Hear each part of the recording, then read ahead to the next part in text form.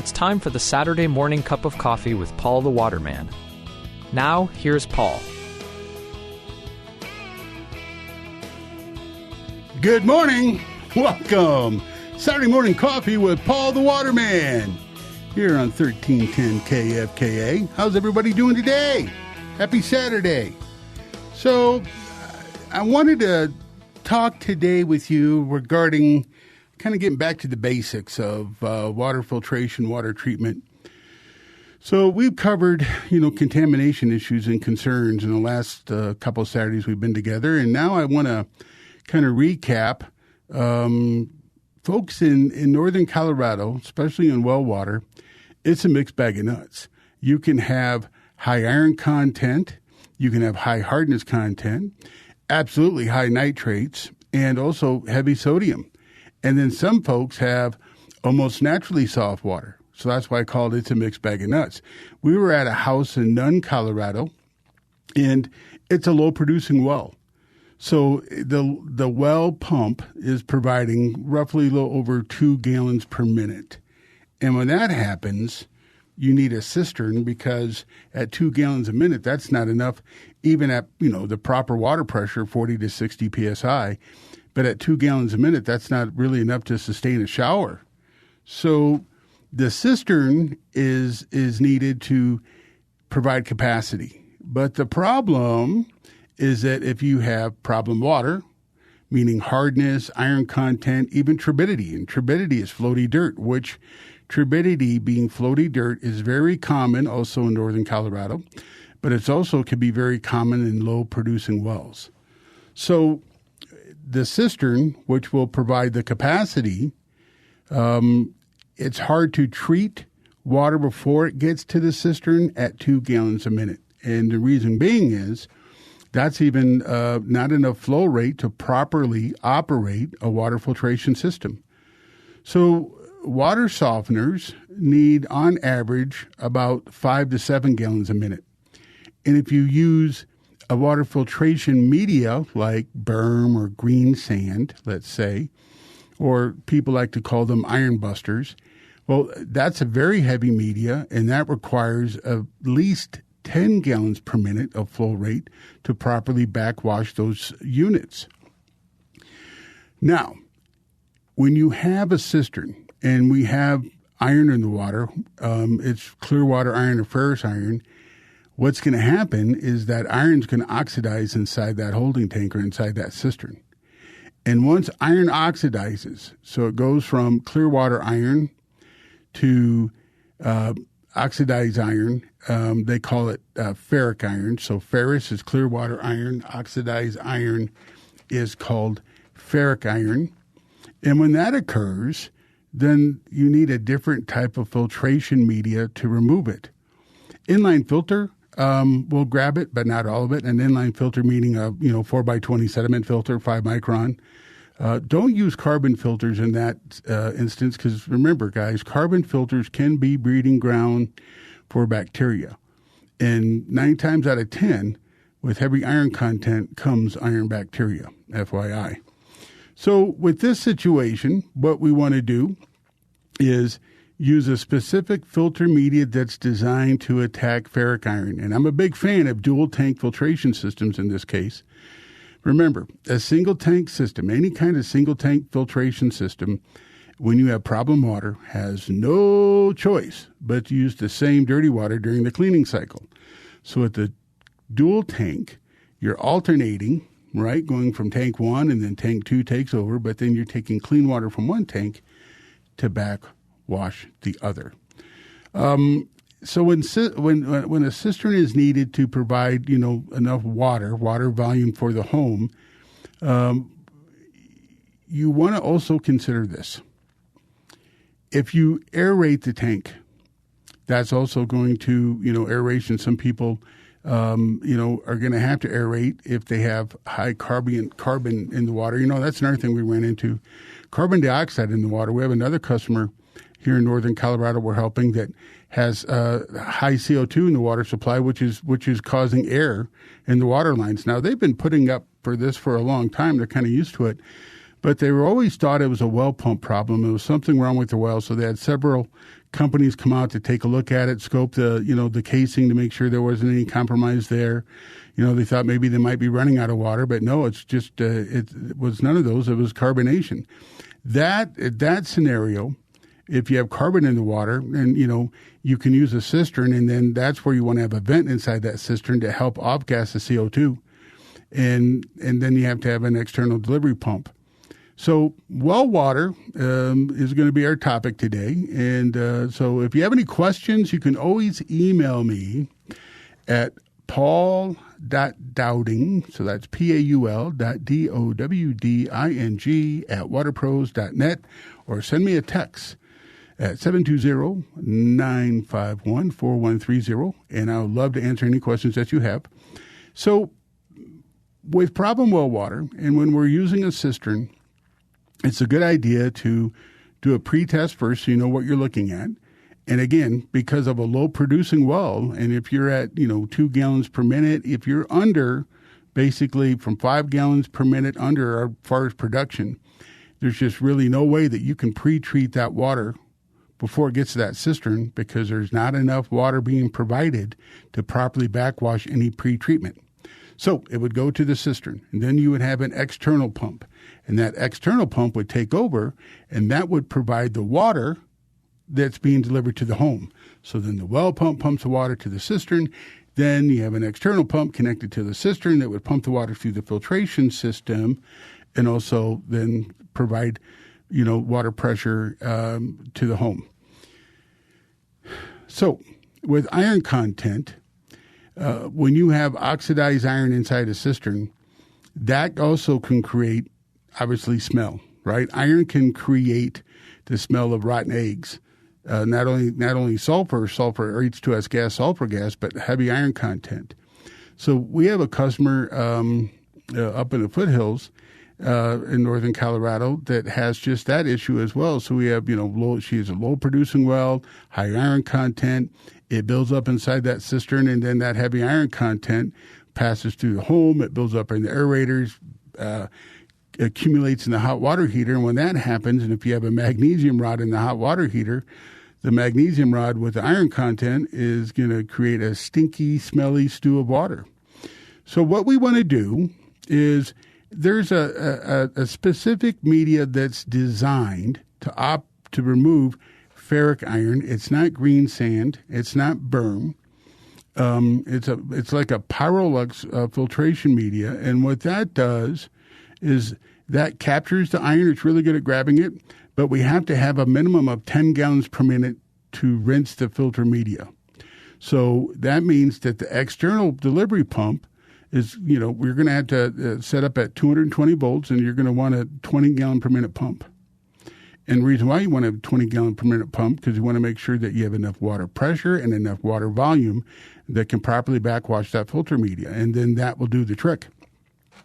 Now, ideally, when you're in a low production, well, ideally it would be great if you could pre-treat the water first. But in most cases, 9 times out of 10, low production wells also mean low flow rates.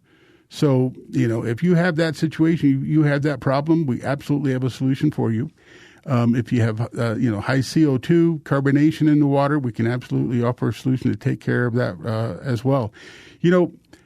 Colorado water quality is so unique that in this state, you can have high contaminant, meaning hardness and iron content, and the water still be acidic.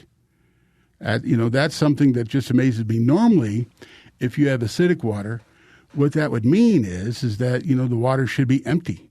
There shouldn't be any minerals in it.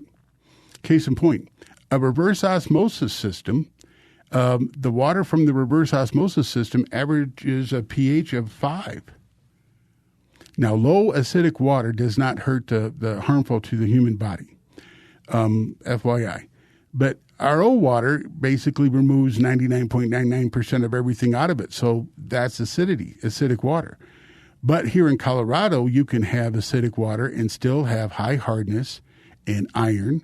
And, those two, what you would think just wouldn't equal acidity. But what could cause that? Carbonation in the water.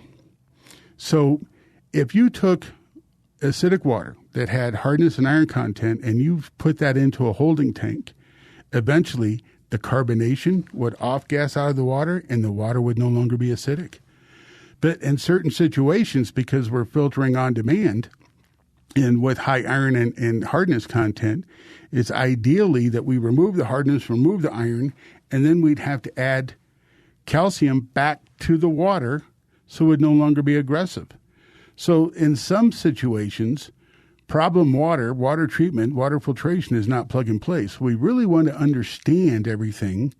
So we're making sure we have the right equipment, because that's going to be important. And how many times have you seen a scenario where you go to somebody's home and they have 3 or 4 different pieces of filtration equipment and the water's still yucky?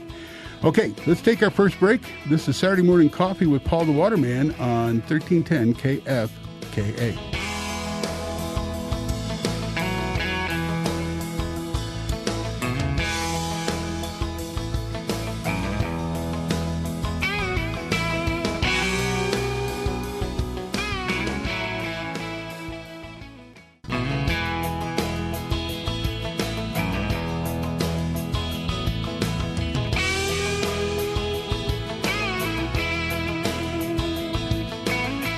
Welcome back. Something else to consider with well water is when you guys buy the home, I want to share this with you. When you buy the home and you have, the first thing you should do is, if it's an existing home with an existing well, you should have somebody come out and do a production test. You should check to see how many gallons of water. Normally they're a 2 to 4 hour test. So in that time frame, how many gallons of water does it produce? At what state or stage of the test did the well run dry or run low? And then what was the recovery rate? So that's something absolutely that you should do. Secondly, if it's a brand new well, understand that well water could settle in 1 year. When I mean could, because it could take longer. But normally when you drill a brand new well, your water quality can fluctuate and change for up to 1 year. Now, in today's world, because of all the water usage and all the new homes, and we're overtaxing our water resources in northern Colorado, absolutely 100% for sure, well water quality can, change frequently. And that's unfortunately, but it could happen. I was talking about this last weekend. I really think that aquifers are running low because of the high demand, and not to mention the agricultural community and their water needs. So anyway, it's a good idea to do, production test to get an idea of what your well is operating, at, how quick the recovery rate is. And that's going to tell you, the pump that they put in. That's another thing to really think about. I think you're going to want to have at least a minimum of a 1.5 horse, if not a 2 horse pump, if your well can handle it and support it. And that's also going to be determined by how much water is in the well. But you want to have at least 10 to 15 gallons per minute coming into the home, because these new showers, people in the master bathrooms, a lot of these nice homes now have multiple shower heads, and those shower heads are 3 gallons of water each, right? 3.5 gallons of water each. So you could have, if you have both shower heads going, you're basically, at 7 gallons per minute of water usage right there. And so that only allows really another 3 gallons of water per minute to use in the house when that master bath shower is taken. So in that case, those are things you want to take in consideration. How much water do I have? And the water that I have, is it going to be enough for everything I want to do in my home? And that meaning water usage. So water usage is something that we should absolutely consider. All right, now on a side note regarding well water, did you guys know that if you're renting, this is really important, if you're a renter, the landlord is not responsible. On well water, he is not legally liable or responsible for giving you safe drinking water. That's absolutely a fact. If you're on well water and you're a renter, it's up to you to get an idea of what the quality of that water is. So you're going to want to ask the landlord hey, could you do a bacteria test? Because the 2 most common bacteria in well water, number 1, the most common bacteria out there is coliform bacteria. Coliform bacteria is common. It's something that we can treat. But on a side note, I mentioned this before, chlorination It's commonly used as a disinfectant means in well water, but it's also a short-term solution. It's not a long-term. So if the well's been chlorinated, you're going to want to find this out. We ran into another home earlier in the week where he chlorinates because he's got a very bad smell, and they had bacteria. But guess what happened? Before he purchased the home, that's what the sellers did. They chlorinated or shocked the well. So he was unaware of what the true water quality was until after the chlorine used to shocking the well dissipated. And then it slapped him right in the face on how bad the water was. The smell coming, from the water was high hydrogen sulfur, and it just filled the room. It was a very bad smell that, when the water was on, and it just covered the whole area. That's hydrogen sulfide. Now, chlorine is an oxidizer. So one of the things is that when you're looking at a home and go to the bathroom, and if they have a sink where you could take the aerator off, unscrew the aerator. Because when you unscrew the aerator, everything that's in that water that's going to oxidize, meaning coming out of solution because of the chlorination process, will build up on that aerator, and you'll be able to tell. So it's unfortunate that these are things that you have to think about because, honesty and integrity to me is important. And, especially when you're buying a home, everybody has to, be honest, and there's full disclosure rules and laws that we have to follow, right? Well, water treatment, water is one of those things that you have to pay attention to. And so, one of the common things that are done today is, they'll add chlorine to the well, they'll shock it, and that'll mask problems. So when you're walking through and you run the water and it smells clean, hey, this is great. Well, you have to ask the question, hey, did you guys shock the well? And they better tell you the truth. And what you could also do, though, is pull the lid off the back of the toilet tanks. If you pull the lid off the back of the toilet tanks, the water inside there, if they're, older tanks, not, if they're brand new, you won't see it. But if they're older tanks, you'll see exactly what really is going on with that water. And so don't be afraid to ask that question. So back if you're going and you're renting a home, these are, the first thing you want to do is a bacteria test, coliform and E. coli, and then, do a basic standard water test to see what the quality of the water is because, high hardness and iron content can ruin your appliances for sure. But something that we've learned, and I learned it just this past year, that in the state of Colorado, there's no law on the books that requires a landlord to provide you with safe, clean, healthy drinking water if you're renting a home with well water. So that's something to consider. With well water, and back with one more thing on the chlorination of well water, when you mask a problem, and with well water, see, every time a company comes out and replaces a well pump in your home, by law, they're supposed to chlorinate. And what that does is that sanitizes the new well pump. That sanitizes the water. So, when you're putting in a pump, you have a well pump company. The crew they have this big boom truck, right, that lifts the pipe. And so each pipe section is 10 foot. So you can imagine how deep your well is will determine how many feet of pipe that they have to pull off before they get to the pump. And then they take the old pump off and they're working. Their hands are dirty. They're gritty. And they put the new pump on. And then they're reconnecting 9 times out of 10, hopefully, they're reconnecting new pipe and they're sending that back down to the well. Well, to sanitize that, they have these I call them industrial strength chlorine tablets. They're pellets. They're not that big, but they're very potent. And that's what's used. And so that basically sterilizes the well pump and zaps any bacteria. But what can happen is think about the earth that's surrounding that pump. So the casing, your well casing, doesn't go all the way down to the water line. Your well casing goes to a certain depth. And then at that point, then it's basically your pump in the water surrounded by Mother Earth. Well, with the chlorine that's being used, that chlorine content, that can disturb that earth. It's almost like putting peroxide on a wound. Peroxide, eats away, all the dead tissue. If you ever cut yourself, you pour peroxide to disinfect, sanitize it. Well, peroxide, if you get peroxide on your skin, your fingers, what's it do? It can eat away at the skin. So it's an analogy, and forgive me, don't mean to gross you out on a Saturday morning, but, that's what chlorine does.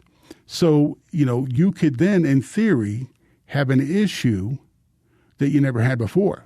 And 9 times out of 10, what can occur and what does occur is iron. I don't know why, but majority of the time when you chlorinate, iron can appear that wasn't there before.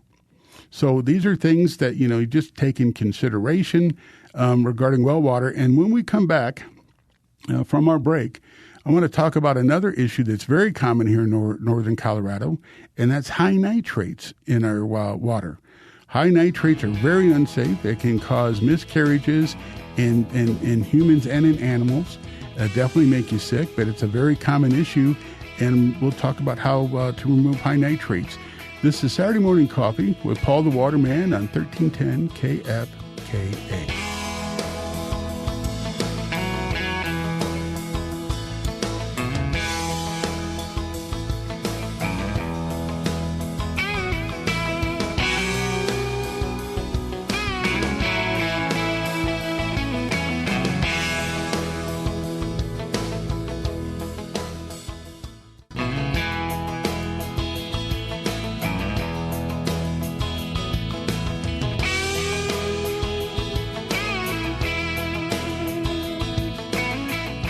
Welcome back to Saturday Morning Coffee. I'm Paul the Waterman. Thank you for being here. So nitrates can be removed. And one of the easiest things to remove nitrates is a point of use reverse osmosis.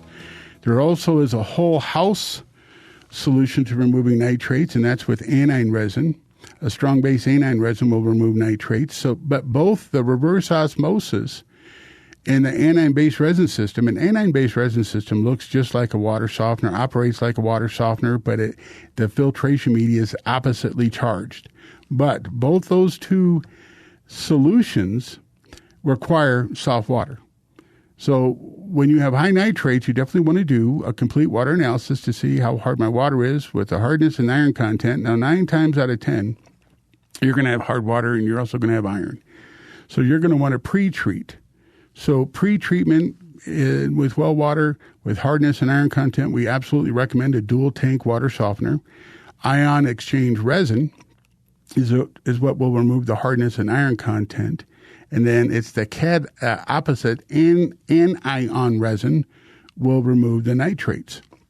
But a reverse osmosis, point of use reverse osmosis, the RO membranes are not designed to function in hardness, anything over 7 grains per gallon of hardness, and absolutely 0 iron content. Any kind of, clear water ferrous iron will fall out of reverse osmosis membrane. So both those solutions for high nitrates, definitely need to have pre-treated water for them to be effective. Where do the nitrates come from? Well, majority of folks with high nitrates live right around dairy farms. And so it's the nitrogen that is, with the byproduct of dairy cows, is manure, and manure has to be, disposed of. And so we've had a dry winter so far, so, I'm sure that can affect, well water production as well. But nitrates, is a common problem around dairy farms. And if your water table is lower, then most likely your nitrate levels, will get higher. See, nitrates don't dissipate when you boil water. So if you have nitrates and you're told, well, it's within, safe levels, the EPA states that anything that has 10 part per million of nitrates is unsafe to drink. Well, some folks could, test and say, well, I have between 3 part per million and 5 part per million of nitrates. I'm okay. But you're really not, because when you have any kind of nitrates in the water, you realize when you boil water for cooking spaghetti, pasta, tea, if you're boiling water in a teapot, when water boils off and the steam and water evaporates, your nitrate levels will increase. So that's something to think about. So with nitrates, you absolutely, don't want to mess around. Don't, because again, nitrates can cause miscarriages in humans and in animals. It can also cause upset tummies, irritable bowels. And so nitrates are not good, but it's something that's, common in northern Colorado well water. So that's something you definitely want to add to the list to test. And if you have any trace of nitrates, play it safe and think about mitigation and removing nitrates. And you can do that with, again, a point of use reverse osmosis system and also an anion resin-based system. Now, anion resin systems operate and function just like a water softener. So it'll use conventional water softening salt. So remember this, folks. Whatever your discharge into your septic system is, eventually there's and that goes into the leach field. Eventually, that's going to get absorbed into the ground. And so there's a good chance that those contaminants will get back into the aquifer. It's no different, really is no different than a municipal wastewater treatment plant, because they take their wastewater and they're dumping it back into, the water resources where we draw it from. On a side note, municipal water treatment plants can also inject their wastewater back into the ground that used to fill up aquifers. That's right. Municipal wastewater treatment plants can take their byproduct, their wastewater, and absolutely inject it right back into the ground to use to fill up aquifers. And as I was talking about, last week, everybody is at this reusable water stage. The growth in Colorado, northern Colorado, it's just something that we all have to consider. That's just an absolute possibility that's occurring, is that the water that you're using in some way, some form is reusable water. Think about this. The water that's on our planet, whatever contaminates the water, contaminates us. Everything that's in the water eventually will get into the fruits and vegetables that we eat, will get into the meat that we eat, and it gets into us because of the water that we drink. And so that's something to really think about, that everything that's contaminating the earth today is contaminating us. So with well water, when we talked about problem water and low production water and having to use a cistern, we were at a house where a cistern was in place for over 10 years, and you should have seen the iron build up inside that cistern, to the point where any iron filter that they used would get overwhelmed by the high iron content. And so what you have to do there is maintenance, general maintenance, and then maintenance on a cistern with high iron content is getting in with a pressure washer and chlorine and just basically scrubbing it in high pressure to try to break all that iron buildup that accumulates on the walls of that holding tank, because that's another thing that occurs. So there's maintenance that can be done. It all starts by understanding what the quality of water that you have, and then based upon the quality of water that you have, to make sure you pick the right filtration system. But also because, what we started today with, if you have a low production well and you need that cistern to give you water volume, to give you enough water that you can use to properly, operate in your home, then there's, 9 times out of 10, there's going to be maintenance steps and procedures that you're going to have. So it's a good idea to, open up and think outside the box and ask these questions. We had a home here in northern Colorado that, after the first year, developed turbidity. So, we had a filtration system in, we had a dual tank water softener to handle the hardness and the iron, and then they started getting this silty gray dirt. So turbidity is cloudy water. And so when you get a glass of water, if you can't see through that glass of water and there's any type of cloudiness in it whatsoever, that's what turbidity looks like. The EPA states that there's 0 acceptable limits of turbidity, because turbidity can bring in carcinogens and bacteria. So if you have gray silt, that is turbidity. And so if you take a glass of water and you let it sit in the counter, and then within hours or the next morning, if you have silt settled at the bottom of that glass, that's exactly what turbidity looks like. Now, the only way to remove turbidity, unfortunately, is an ultrafilter. An ultrafilter is the only way that is effective that can remove turbidity. And so that's something that, we need to consider there is, what are the operating parameters with an ultrafilter? Well, ultrafilter is just as it sounds. It's ultrafiltration. So if it's ultrafiltration, what does that mean? That means that It is a nano filter, and a nano filter is a membrane. It's a pleated membrane, so it's like a reverse osmosis membrane, but it's pleated, meaning that there's slits. So the slits in the membrane or the pleated membrane allow high water flow, but it's at a 0.5 micron or 0.1 micron, so it's small enough to grab that turbidity. And so it can take the turbidity, the floaty dirt out, but then again, that needs to have pre-treatment, meaning you have to have soft water and water free of iron content, because ultrafilters will not function in hardness or iron content. Ultrafilter also is going to require a source of clean water. So when the filter has to rinse off the membranes, because there's between 3 to 4 membranes inside that tank, an ultrafilter looks like a water softener. It absolutely looks like a water softener or a water filter. And inside those tanks are anywhere from 3 to 4 membranes that the water goes through that traps the dirt. But you need to backwash that. So when we come back, we'll talk more about how we take care of an ultrafilter. This is Saturday Morning Coffee with Paul the Waterman on 1310 KFKA.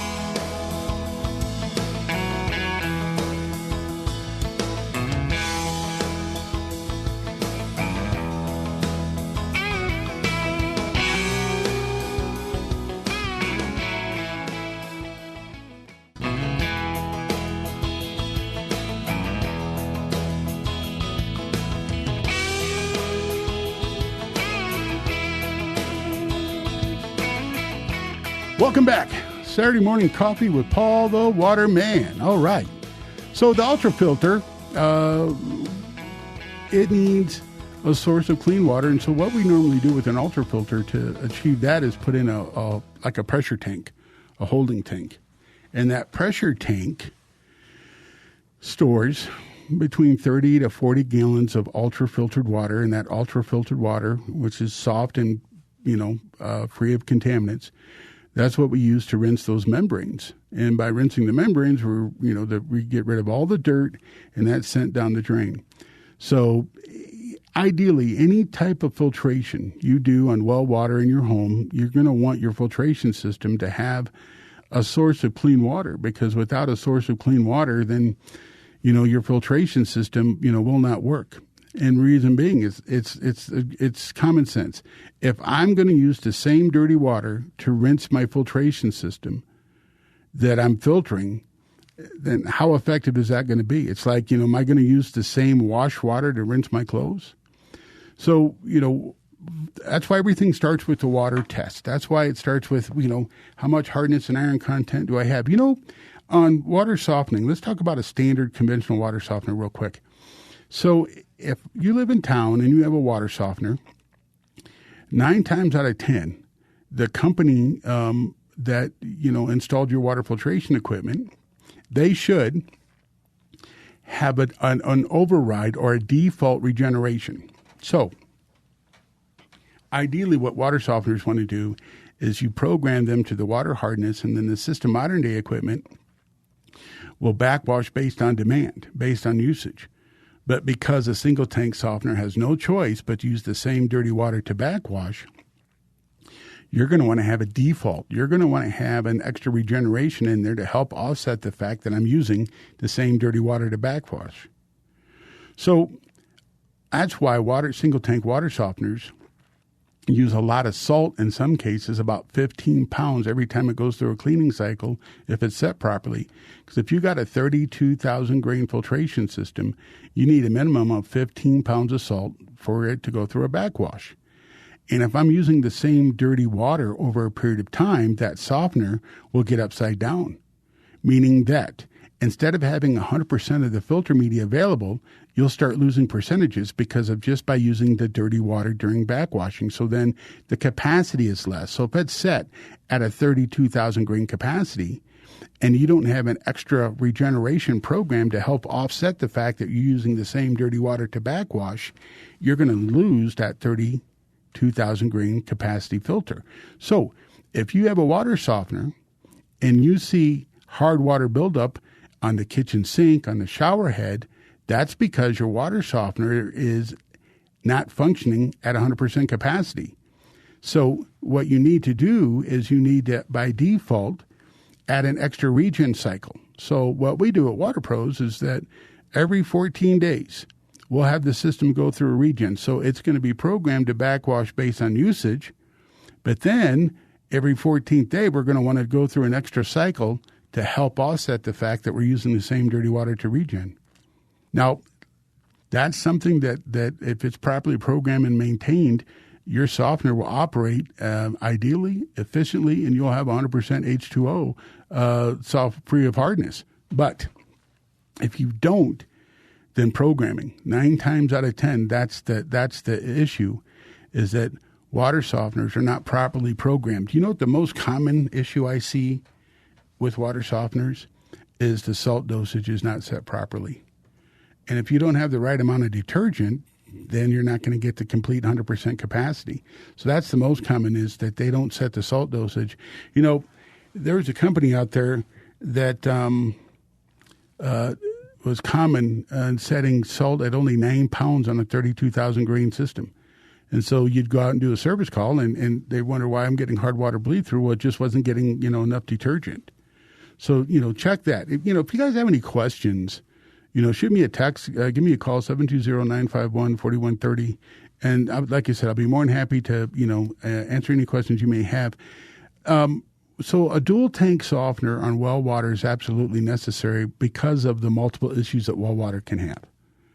Multiple problems with hardness and iron content. A single tank softener, why we say this, a single tank water softener, they cannot handle anything over a half a part per million of iron content. And ferrous iron is problematic for a single tank softener only because during the backwashing process, during that backwashing cycle, you're oxidizing the iron and you're converting it to ferric, and then iron can build up inside. How many people have noticed that you put in well water, you put in an iron filtration system, and you still have rust? That's because the equipment design is flawed. That's because that equipment has no choice to use the same dirty water. And also, it's because if you don't have at least 10 gallons per minute flow rate, then that's not enough flow rate to properly backwash these iron filters. Berm and green sand are, anything with berm or green sand, do you realize that media itself is over 100 pounds per cubic foot? So the water, that filtration media is not going to lift. That filtration media is not going to agitate. So when that happens, when that's the case, then, only thing you're doing is basically bouncing with water. So you're sending water on top of that filtration media at a high pressure through a smaller port, because water filtration systems do not pump water. There's no pump on them. So they send the water through a smaller port, and they're trying to basically bounce the water, right, off that media and create a lift or an agitation that then takes that iron content that's accumulated on top of that filter media.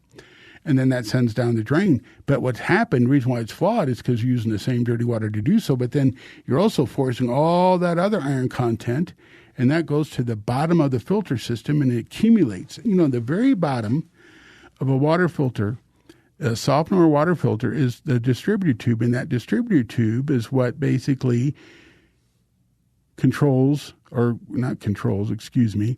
That's what, where the water flows through the very bottom of the filter media, through the distributor tube. And so iron content and dirt can accumulate in the bottom of that filtration media. So that's, those are things to take in consideration.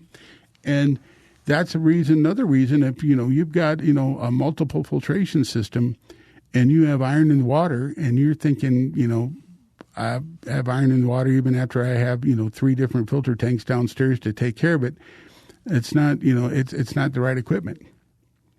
And the reason being is that did they really stop and think what your flow rates? Did they ask that question? What's your water production? Water production is important.